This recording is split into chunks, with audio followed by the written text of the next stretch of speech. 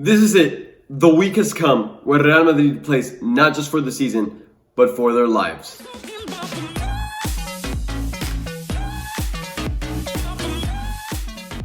What's up, guys? Welcome back to El Merengue Culé. Like I already mentioned, we're coming up on a week that could potentially define the rest of our season. That could potentially leave not just the players, but all the Madridistas shattered on the ground with no major competition to play for. And tomorrow's task is no easy one, and it is in fact against Sevilla.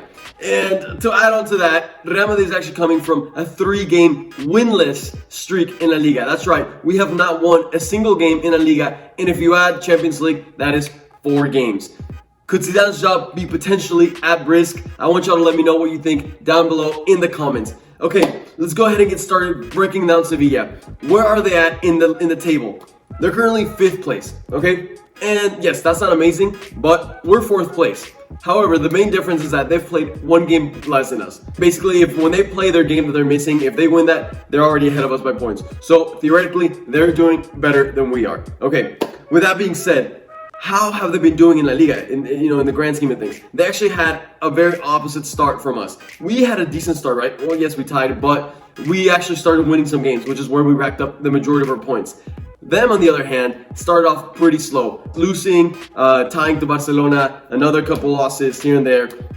They actually picked up only 4 out of their first 15 points in La Liga. 4! That's 5 games, only 1 win for them. Very bad start. However, something finally clicked in Sevilla. In the last 3 games, they've picked up all 9 points. That's right, 3-3 in the last 3 games for Sevilla. However, when you actually analyze those wins, all 3 of them have been by a score of 1-0. Which, what does that tell you? Well, 1, they're playing good defense, right? They've shut out the past 3 teams. But 2, there's probably some offensive problems going on, right? Only scoring 3 goals in 3 games tends to indicate that the team is struggling to score. So, does that sound any familiar to y'all? That's right.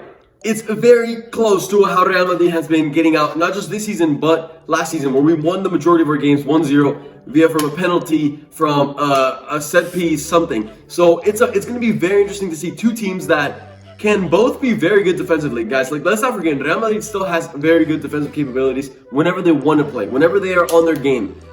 I don't know if that's the Real Madrid we're going to see, because we know how inconsistent they are. We've seen that Real Madrid can find some type of second energy, second wind against top teams. I hope we see that this weekend. However, it's going to be very interesting to see 2 teams that have struggled scoring but are pretty good defensive.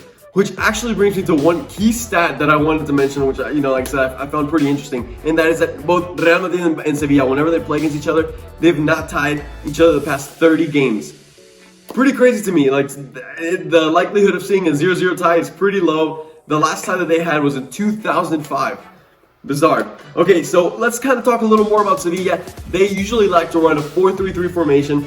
They have, like I've already been mentioning, a pretty solid defense with Koundé in the back. Koundé, I'm going to talk a little more in a little bit. On top of that, they run a very fast counterattack. They like to press the team that's, that has the ball pretty high up on the field, which we know Real Madrid tends to struggle with a lot. However, that is also going to open up a lot of spaces for Real Madrid to counterattack. And Real Madrid tends to do a little better when the team presses you high and leaves space behind for you. So it'll be interesting to see what Sevilla we see out there. Sometimes they can switch it up depending on the team that they play. Okay, and in terms of players to watch, I have 2 that I mainly want to talk about. I usually always throw in there their top scorer. In this season so far, it's El Nesiri. That's right, he's a 23-year-old forward. Lopetegui likes to switch him up from being on the wing to a striker to the wing. This season so far, he has 4 goals, which not amazing, but not bad either. I mean, I believe Benzema also has 4 goals for us, and he's our top scorer as well. And meanwhile, additional from El Nesiri, I'm going to throw in Koundé. Koundé has been like a revelation defender for Sevilla, for the world of football. He is only 22 years old, French. We know Frenchies have a plethora of wonderful players. On top of that, last year I remember whenever Real Madrid played Sevilla, Koundé had Vinicius Jr. in his pocket. He's a very short center back, but he's so fast. He is just so solid. He's already scored a goal this season. He's good in the air, even though he's short. Definitely a guy that could shut down Real Madrid's offense, if Real Madrid even has any offense. However, I did want to add that last season, whenever we played Sevilla at the Sanchez Pizjuan, which is where we're playing them today, or tomorrow, I should say, Real Madrid actually beat them 1-0.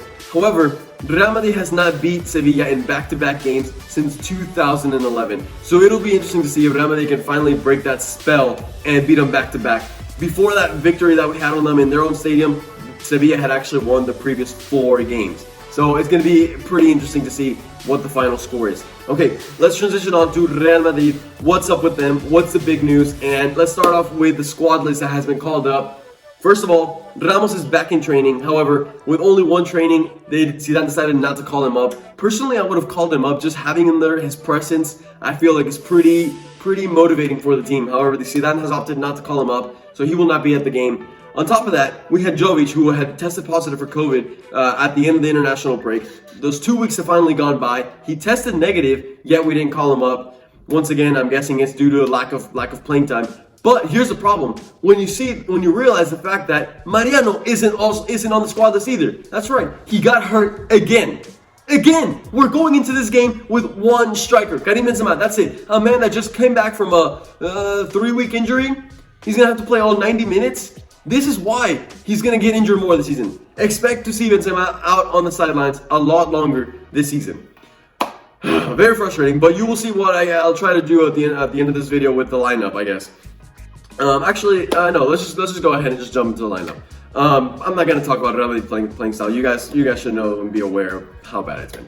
Okay, in goal, I'm not gonna take too long. Courtois. In the defense, I don't think it's gonna be too different, simply because Militao I don't know, he just hasn't been getting a lot of playing time, and I don't see Zidane putting him in for this game. So same back 4 as we had last game. Yeah, I wish we could make some changes. Odriozola is actually back, but I don't think Odriozola is going to be playing. He's been out for 2.5 months. There's no way he comes back and plays against Sevilla. So Lucas Vázquez on the right-hand side. In the center back positions, we got Nacho and Varane. Varane needs to step up. He needs to show us that he can be a good center back, like we know he is, without Sergio Ramos holding his hand. He needs to step up. And then on the left back position, we're going to have Mendy, no doubt. If Marcelo comes out, guys, already pack your bags, don't even watch the game, we're going to lose. Midfield, I'm going to go with a 4-4-2. Okay, so I'm going to throw 4 midfielders in there. Casemiro's the center defensive mid, with Toni Kroos and Luka Modric escorting him on the sides. And then up top, Martin Odegaard with some freedom to move back and forth, up and down, and potentially connect. Hopefully he can get himself an assist, some stat. He has not yet gotten an assist or a goal this season, so let's hope. And then up top, here's where I'm going to throw Karim Benzema out there, of course, and Rodrigo. Rodrigo has been picking up some confidence, and I think this would be a good chance for him to show us by starting what he could do, but not just in the wing, but up top at striker. We know he's very fast. We know he has great technique. We know he has a great shot. You never know. Maybe Zidane discovers a striker that has a little more flair, has a little more potential. So he needs to do something, and that's basically what I want to ask Zidane. Even if the next week just goes to hell, just please do something different. Just try something new. Put Rodrigo at striker. Put Asensio in the middle. We've seen that Asensio on the wings just goes unnoticed. Take Varane out. Put Militao in. Do something, right? Just do something different for the team. Maybe you discover something that ends up working for the team. Who knows? All I ask for him is to react, to do something different. It's like when we talk about insanity, doing the same thing over and over, but expecting a different result. It's not gonna happen. Zidane, please, I still trust in you. I want to do a whole video on what I think on Zidane, what I think should happen. I still trust in you. You still have so much potential. I think if any other coach came, they'd be in the same problem because you're dealing with a bunch of players that are just really not at the category, at the level to be playing for Real Madrid anymore. However, you have to show us that you're a good coach, that you can do something different than the normal. That's all I ask for you. Okay, I don't want to rant too much about Zidane, but I do want to say that, and I hope he makes some changes for the game against Sevilla, for the game against Mönchengladbach, for the game against Atletico. We'll see. Guys, as always, I want you to let me know down below in the comments what your score prediction is. Reminder, guys, that we have this brand new Real Madrid